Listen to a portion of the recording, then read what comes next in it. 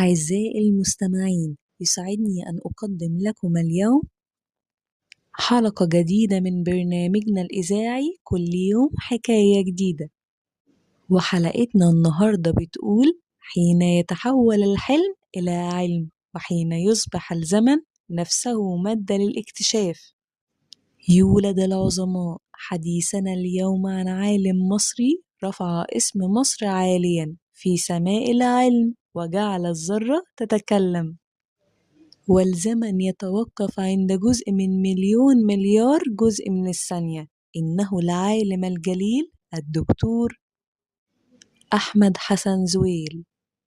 ولد أحمد زويل في 26 من فبراير عام 1946 بمدينة دمنهور بمحافظة البحيرة، ثم انتقل في طفولته إلى مدينة دسوق حيث تلقى تعليمه الأساسي والثانوي، ومن هناك بدأت رحلة التفوق والطموح، فالتحق بكلية العلوم بجامعة الإسكندرية وحصل على بكالوريوس العلوم في الكيمياء بامتياز مع مرتبة الشرف سنة 1967، ثم عين معيدا بالكلية وحصل على درجة الماجستير في علم الضوء.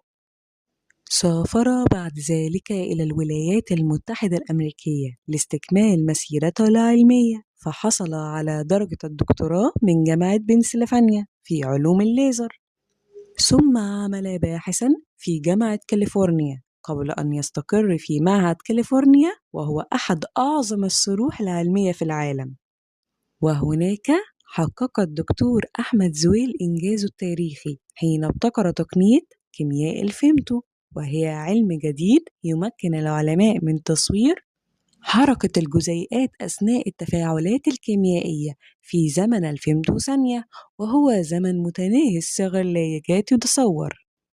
وبهذا الإنجاز فتح زويل بابا جديدا لفهم أسرار التفاعلات الكيميائية، وأحدث ثورة علمية غير مسبوقة. وفي عام 1999 توج هذا العطاء العلمي بحصوله على جائزة نوبل في الكيمياء، ليصبح أول عالم مصري وعربي ينال هذه الجائزة في هذا المجال، وليدخل التاريخ من أوسع أبوابه. لم يتوقف عطاؤه عند نوبل، فقد نشر أكثر من 350 بحثاً علمياً في أكبر المجلات العالمية، وحصل على عشرات الجوائز والأوسمة الدولية، كما نال أعلى الأوسمة المصرية وعلى رأسها قلادة